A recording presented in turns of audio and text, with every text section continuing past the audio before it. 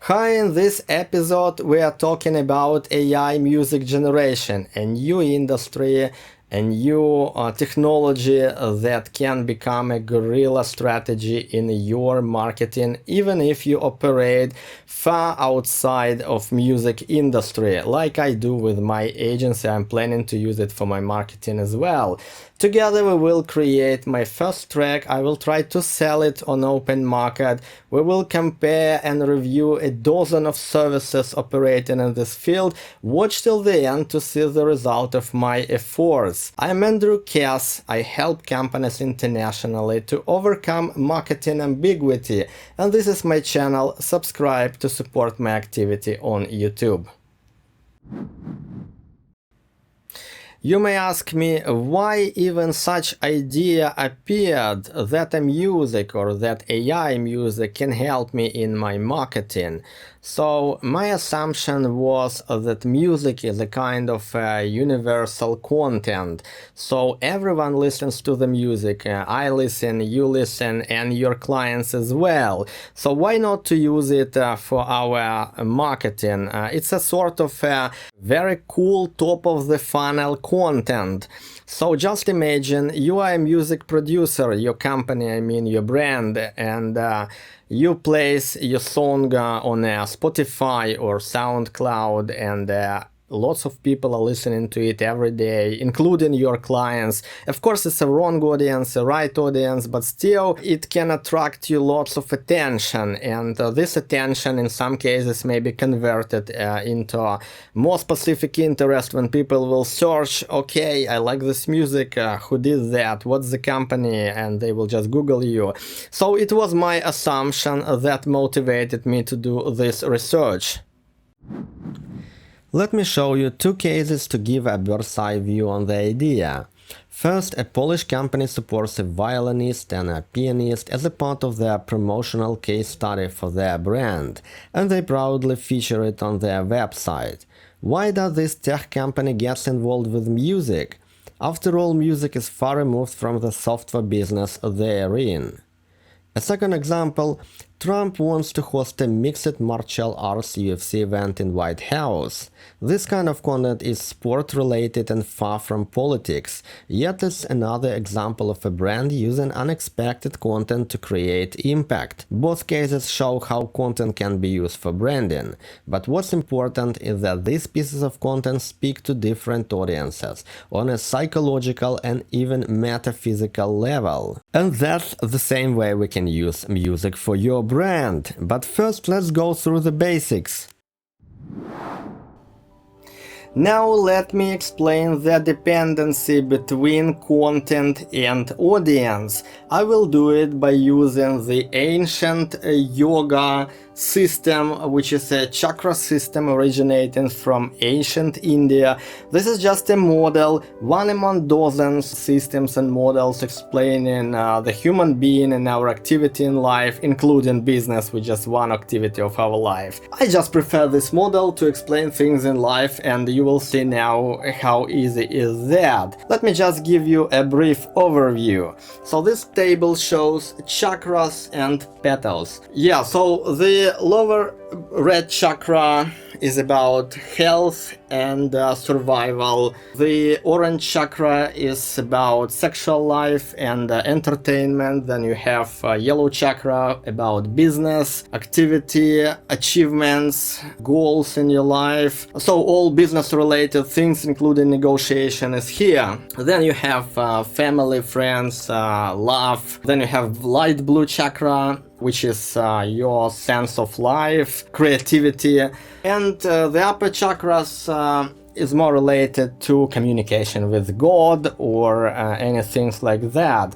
So for example, the crown chakra, the purple one, it has 300 petals or even some authors say 1000 petals, which means a poor consciousness. Of course, as business people, we are focusing on that level. So we are focusing on lower level, and it's totally normal because our main focuses in life are entertainment, business, money, to earn a buck. So we are here. I mean, we are not very developed people. We are not monks in a monastery, and this is totally normal. So we are not thriving here. You may live here many lives, no problem with that. But I'm talking here about content, music, and business.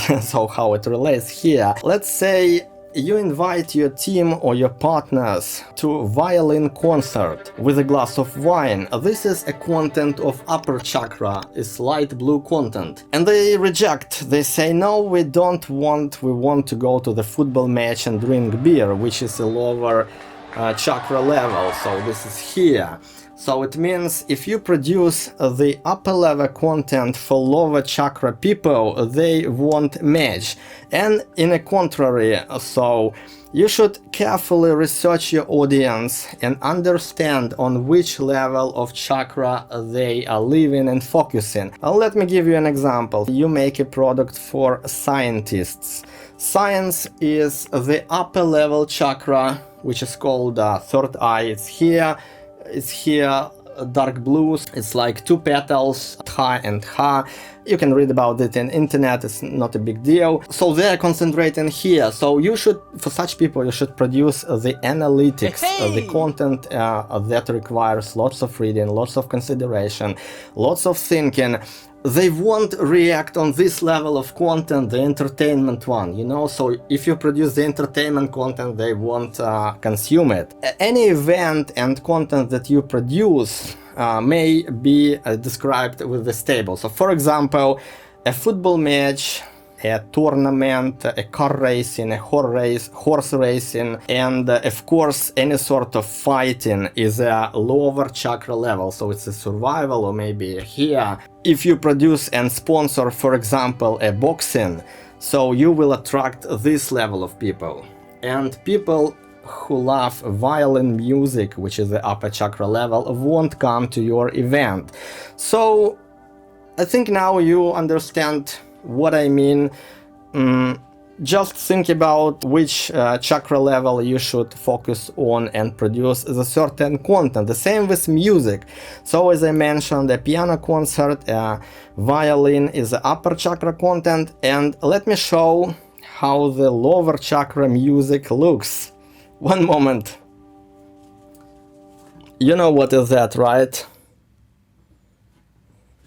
I will try to play this music for you.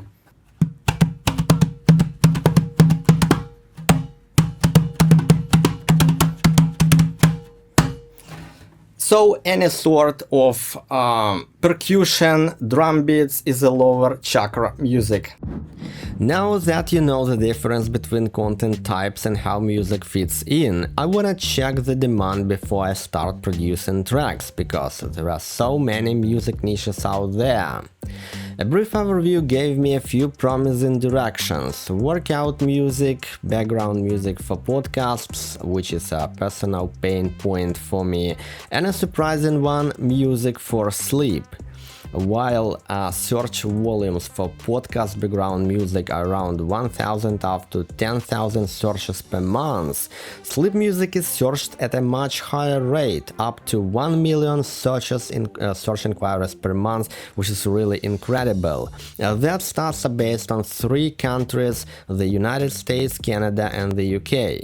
So I decided to focus on sleep music niche. I also believe many of my ideal clients, like software leaders, developers, and startup founders, struggle with sleep issues, and that's exactly where I can connect with them through music.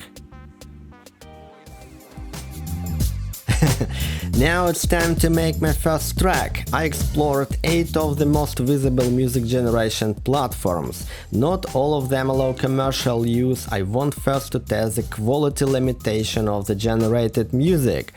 I remind my goal is to create a guided meditation track with a melody and its score, no lyrics. The first platform I tried was the popular 𝗁𝗂. By default it always generates lyrics, but if you switch to custom mode and leave the prompt field empty, you can get instrumental tracks without lyrics. Out of the 4 tracks it gave me, I like at least one, so it's a potential option for projects like this. I'm not playing here all generated music from every platform, because doing so publicly would require purchasing licenses from each one, which isn't practical for my budget just for this demo. Another serious contender was Soundful. This platform lets you create melodies without lyrics, and it offers a rich collection of meditative tracks, which makes it a great fit for my goal of making a guided sleep meditation. You can listen to the result, to the final track I created later via the link I'm showing on a screen now. One limitation with platforms like Soundful and this style of music creation is popular is that they don't use prompts like 𝗁𝗂 does. Instead, you influence the track by picking a model and clicking Generate. The library includes a wide range of themes. I believe they are separate models, lo-fi, pop, chill beats, inspirational, relaxational tracks and similar. One major plus of Soundful is that every track feels like a finished product and pricing is low. I also tested several other platforms but decided not to use them for this project, and here's why. Loudly, the commercial plan costs higher, the music distribution is limited to a single provider, and music didn't match my taste, unfortunately. Templor, the music didn't meet my expectations. 𝗁𝗏, complex interface and licensing meditation tracks are only on higher plans. Distribution also requires modifying the track, not ideal for my need, but I'm thinking about it later. 𝗪𝘁𝗰𝗵 or 𝗪R𝘁𝗰𝗵, I don't know how to call it. It was the first platform that drew my attention to music generation industry. Although I like the track, the terms of use only allow personal use, so it's not suitable for commercial content. My impression is that you really need to carefully choose the AI music platform depending on your task, carefully read their terms of service, their licensing terms. All of the platforms I mentioned offer commercial licensing only with paid plans. You can usually use the music for YouTube or podcasts, no problem with that. But if you want ownership or content ID protection, you often need to significantly modify the track. For this video I purchased a Soundful license, so I only demonstrate tracks from there.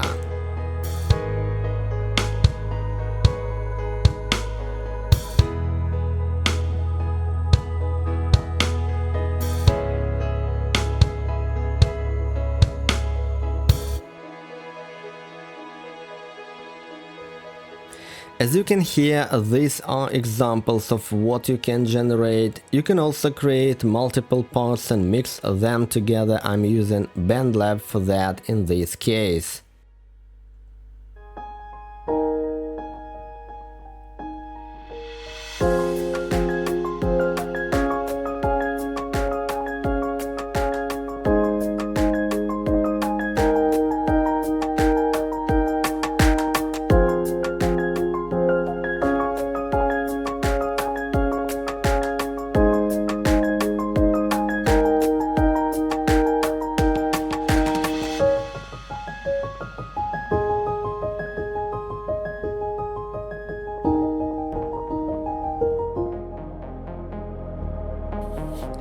It's time to make money, and to sell the track I start promoting my agency brand worldwide. There are plenty of music distribution platforms that help musicians manage royalties, prepare tracks for sale and make withdrawals, all from one place. You will see different names like Ditto, TuneCore, Unchained Music, DistroKid, 𝗂𝗏𝗶𝗃, BeatStars and many more. Their landing pages are super polished, all inviting you to pick them. But be careful, negative feedback feedback exists. Common issues include poor communication, slow decision-making on track approvals, and delays or even problems with payouts. Some platforms focus on selling sound or music samples like Audio Jungle, while others are designed for bands and professional musicians. I was looking for no-cost distribution option and eventually went with Rode Note. They take 15% on royalties instead of charging a yearly fee. They provide totally free distribution to over 35 or even 40 stores. Other platforms usually charge a yearly subscription ranging from $10 up to $19 per year, depending on the plan, or separate fee per each release, but some professional tiers can even reach $200 annually. So if you are aiming for a free distribution, the Rode Note is one of the few viable options. Finally, let me show you my track on Spotify after making the final tweaks on my profile. As you can see, I'm promoting my agency here, so in theory, people who listen to my tracks might discover it. But in practice, what disappointed me was the lack of organic traffic on a platform. What I do like though is that my profile looks professional, and it's yet another place where I can potentially reach new customers while pursuing my hobby. My results: in 2 weeks after the release, I still have 0 followers and 0 listeners in Tidal, Deezer and Spotify, which means that it requires a special marketing efforts and a separate budget to promote my tracks.